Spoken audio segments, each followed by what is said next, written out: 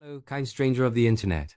How's that soft, wobbly vessel you call a body doing today? I hope you're okay, or at least coping with the fact that you are a meat jelly with grabby appendages.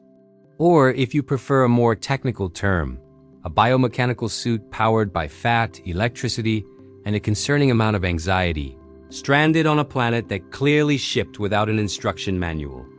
If you clicked on this video, chances are you woke up today feeling like a rounding error in the universe.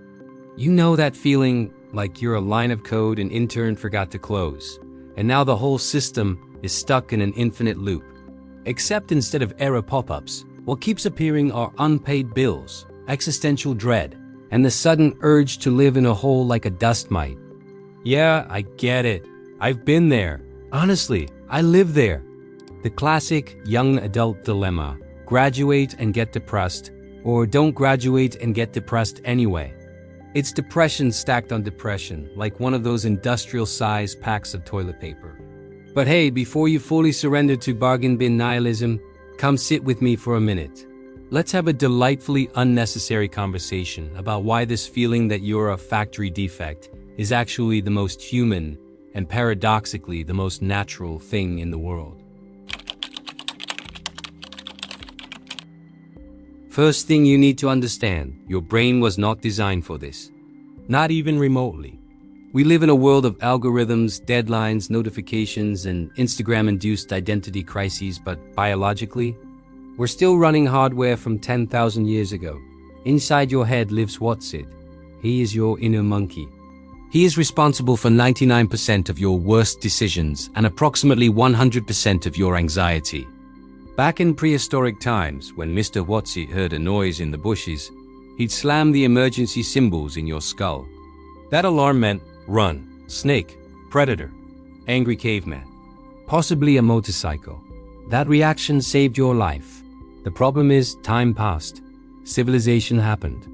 We invented farming, capitalism, Wi-Fi, spreadsheets, and reality TV. Tobias did not update. Today, he cannot tell the difference between a saber-toothed tiger and an email from your boss titled, "We need to talk." Same panic, same cortisol, same impending doom. So when you feel like a miscalculation, what you're actually experiencing is cognitive dissonance between the anxious primate you are and the fully functional adult society expects you to be. You're trying to focus on your thesis, but Mr. Watsit wants to watch cat videos or replay that embarrassing thing you did in 2016 at 3 a.m. We demand machine-level productivity from ourselves, but the truth is, we're just slightly confused animals trying to find meaning in a universe that doesn't seem particularly interested in providing any. And here's the kicker. We live in a toxic aquarium. Modern culture runs on dissatisfaction. For the economy to keep spinning, you need to constantly feel like you're not enough.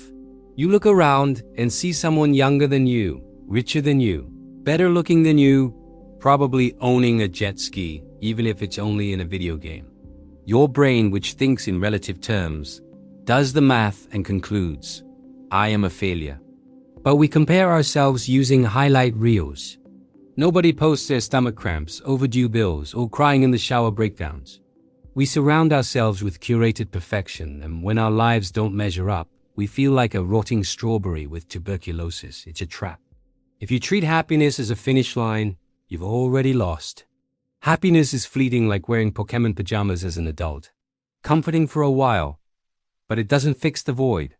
Psychologist Mihaly Csikszentmihalyi, yes, the one whose name looks like a typo, argued that we suffer because we've lost our intrinsic motivation. We do things chasing external rewards, money, status, likes. And when the reward doesn't come or comes and feels disappointingly hollow, we collapse. People who seem at peace aren't smarter.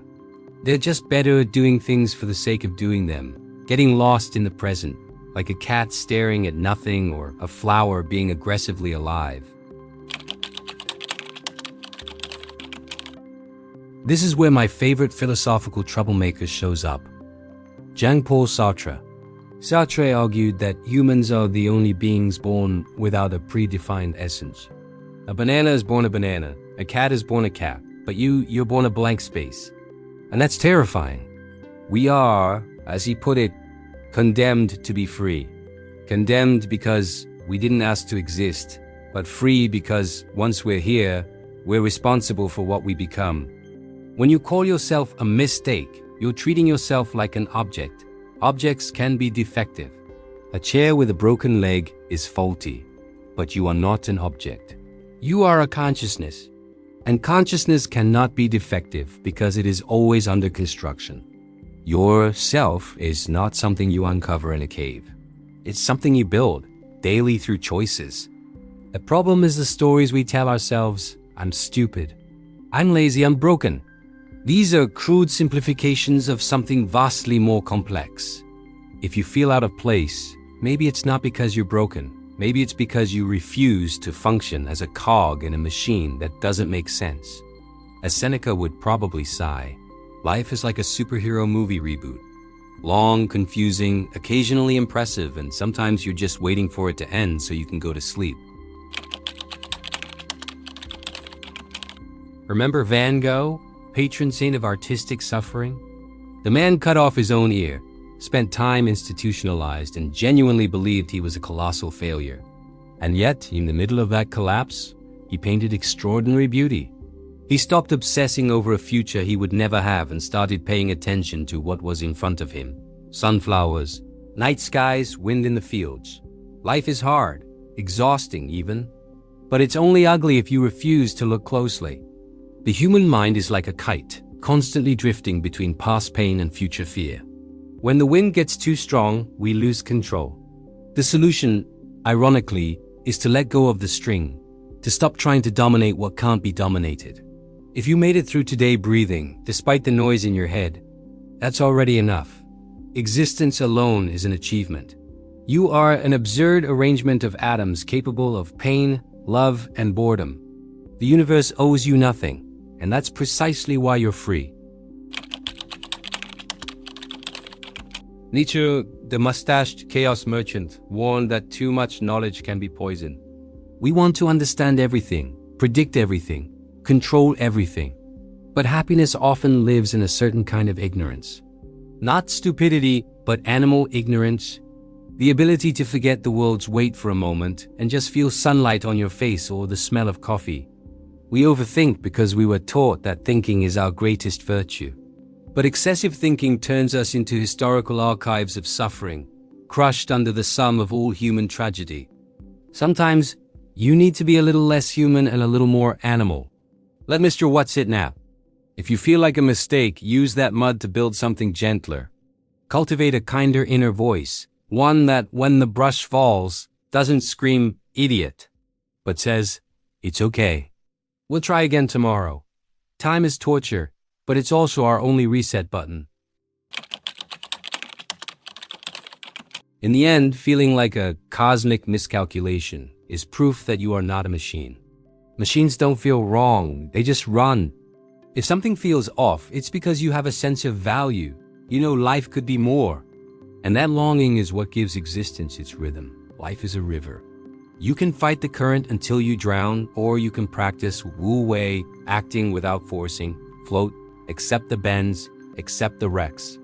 Accept that you're a confused primate in a flesh mech suit. And when your mind insists you're defective, remember this, perspective matters. Reality is weird, and you're allowed to be weird inside it. Be your own accomplice. You're not alone in this lonely journey. We're all on the same boat, just trying not to throw up as it rocks. A kiss, a hug, and a friendly nudge. Please drink some water. Your soft, squishy vessel will thank you.